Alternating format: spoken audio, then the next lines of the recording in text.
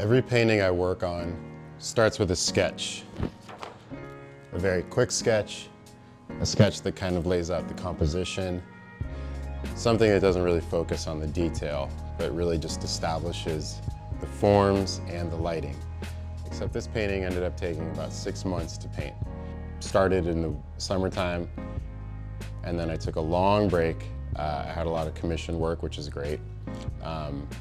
And then I started it back in January. The piece has kind of evolved over time, even though it just sat there, not changing at all at a midway point.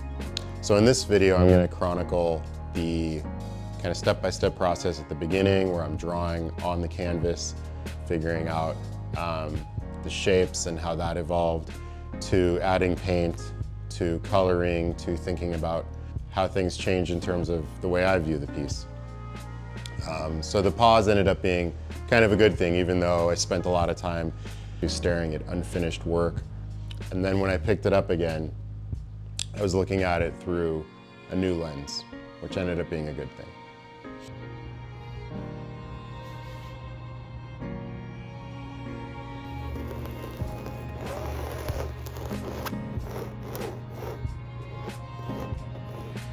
This canvas is 58 by 42, so it's pretty large, and translating a smaller drawing into a larger canvas like this usually means that what I'm attempting at first, at least in this sketch stage, is to just get longer lines on, and I do that in a earth green color pencil. And then once I get kind of basic shapes down, then I'll use this dark indigo color pencil and reestablish some of the edges. And you know, I'm confident enough in my painting ability that I could do this all in paint, but what I really like to do is figure out all of the values, all of the really distinct edges and shapes before I start painting, so that once I paint, I don't really have to think about it anymore. It's also become kind of like a muscle memory. So I've already drawn it, and now by the time I paint it, I've sort of practiced that stroke before. And you know, some people think it's silly, but I'll even go into shading like this. And again, it gives me a sense of scale, a sense of value. It even gives me a sense of how much paint I need to mix for any specific area. So, so even though it feels like maybe a bit of overkill to do this, if I'm just going to cover it with paint, I do it to help visualize things. Then I bring the painting down into the garage at my studio, and I make sure that I'm in a well-ventilated area, and I spray the whole thing with workable fixative, which helps to ensure that that drawing doesn't smudge too much. You'll see once I start painting that some of the paint gets picked up, but by design, the drawing kind of stays in place, which is what I'm really hoping to do.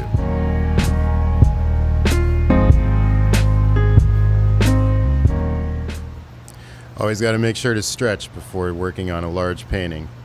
This one isn't even that large. This isn't a mural or anything, but still, just standing up and painting, which is what I prefer to do, means stretching a little bit beforehand. So I'm laying out my palette right now, and the way I lay out my colors, primary colors, couple blues, cobalt blue and phthalo blue, and I like to use a neutral gray as well, just to kind of mute colors quickly as I mix. So what I'm working on at the moment is just mixing kind of a base color to cover the entire painting with, and before I even begin painting, I map out sort of a color story to work from. And what that means is that I haven't added color to every aspect of the painting, but I know the colors that I'm going to try to stick to. So even though this works as the background color, I know that this painting is mostly going to end up being about greens, about yellows, and about violets. And then the flesh tone colors, which kind of stick within the warmer range, so reds, oranges, yellows. But the most mostly the colors that you'll see are going to be those greens, yellows, and violets. So now I'm laying on the paint pretty thick right in here, and I'm just sort of working from the background to the foreground. I know that as I go with thick paint like this, it seems like the background color immediately goes away, but that background color has a lot to do with every other color that I mix, partially because of the way the palette looks. I make colors that sort of get muddy as they go because I'll mix colors in almost like a Venn diagram shape on the palette. And then when I put them on here, again, it looks thick, but it's got a little bit of that color underneath. So you can see what things look like at this stage. Still kind of messy, but you can see the drawing. You can see some of those first colors.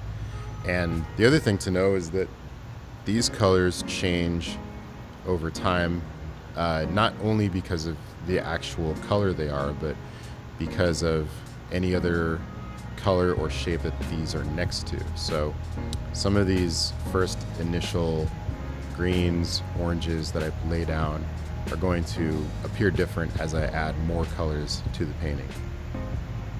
So this part right here is actually going to end up being printer paper underwater. And then this part right here I'm working on some of the shadows, some of the edges. I'm kind of redefining some line work that I've done. Now here's this first yellow to put onto the shipping container. And I don't want it to be too bright, but I do want it to be, very yellow. And it's gonna pop out kind of immediately. And sometimes what happens as you paint is you put down a color and it feels kind of alarmingly bright. So, the nice thing about working in acrylics like this is that if things do feel a bit too bright, you can always go over top of them again. It's not really that hard of an issue. They dry quickly, so that makes it even easier in many cases. Putting some color on the dot matrix printer here. Got to get that nice faded yellowy gray color in play. Some more details on the side of the shipping container here. And now I'm reestablishing some of the darker values. And this is the darkest color that you'll see on the entire painting. So I'll probably go over the hair a few more times to reestablish it. But one thing I know is that I want the central character to be the focal point, to be the subject of the painting, which means that darkening the lines on her hair and making sure that that contrast is the strongest is one of the ways that I'll ensure that people look there first, and that she becomes, like I said, some of the one of the central points of the painting. Just getting some flesh tone colors in here, and we're right about at the point where I take my long break.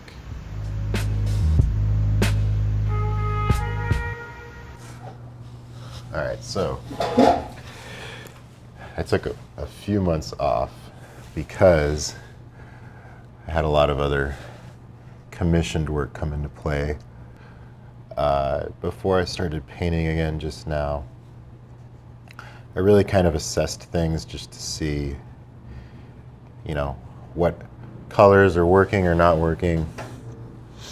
And I've noticed I think I need to tone down this yellow a bit more. So I'm actually gonna go in and tone this down first.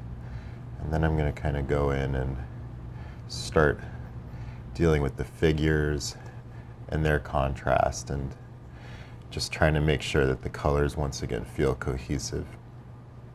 So it was a long break that I took, but sometimes that's good. Sometimes it's good to just, not obsess over things if you can.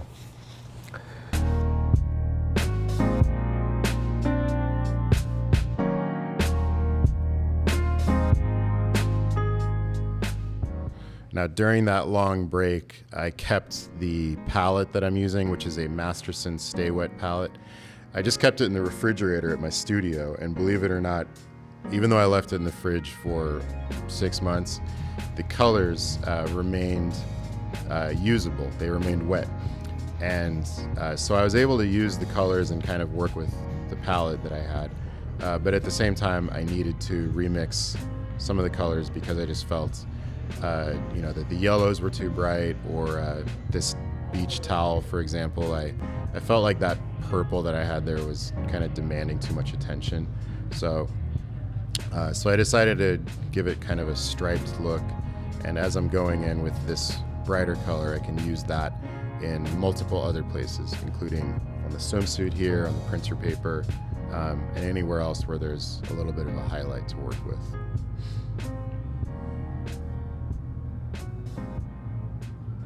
All right, so I made some changes, mainly to the outer edge. So originally I had the top going a bit higher, pretty much to about 1.5 inches, 2 inches from the top.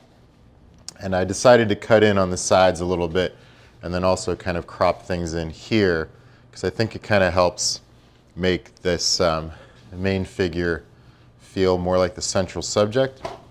So I made that decision, and I kind of like it at this point. I'm going to need to darken some of the water here as well. But that was kind of a big move, and I don't usually do that while I'm in the middle of the painting. Usually I map everything out. But I took such a long break on this one that I'm looking at it with new eyes and kind of just trying to assess how I can make the subject really be the first read and have everything else kind of fall into place after that.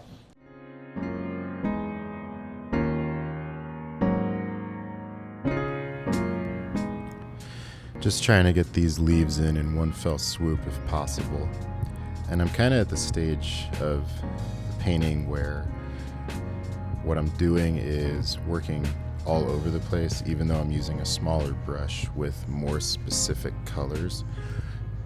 So this will be used on the leaves, but it'll also be used in parts of the water, parts of the shadows of some of the objects that are on the shipping container.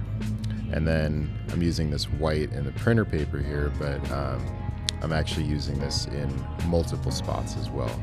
And again, even though I'm at the stage where I'm using a detail brush for smaller areas, I'm still trying to think about how everything works collectively. And by not just focusing details in one spot, by thinking all over, it helps to just kind of ensure that everything meshes and works together.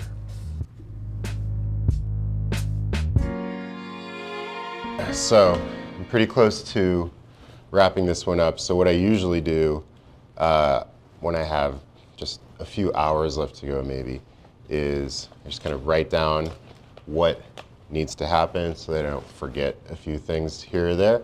There's a lot of details in this one. There's a lot of just spots that could be forgotten if I don't write it down, and I don't really trust my own memory in a lot of instances. So I write things down, and then I just kind of treat it like a to-do list. I just check it off as I go. I mentioned that this painting has evolved over time in many ways, one of them being the overall meaning. And initially, I wanted to do a painting that is a little bit of a commentary on our need to attach ourselves to stuff, and how sometimes the objects that we own feel like everything that we have. And especially, I would say, post the COVID-19 pandemic, there's a bit of a sense of being alone in this world and having an attachment to just ordering things online. And I felt like this painting was a commentary on that. But the more I worked on it, the more I kind of realized that the painting is a bit more about adaptation and how we change over time. And sometimes that change is forced, and sometimes it is a necessity, and we might complain, or we might have a hard time with that adaptation, but ultimately we do need to change. So that's why I titled this one Mutagenesis. And here it is in its final form. That about wraps things up. So here's the final painting. And like I said, it took about 6 months. Obviously, not everything I do, I can take a long break like that. But sometimes giving your eyes a rest, allowing the piece to just kind of sit there and in a way where you're not staring at it every day, sometimes that can be actually healthy. So I'm pretty happy with how it turned out, and I appreciate you all watching. So thanks for tuning in. Hope you enjoyed. See you next time.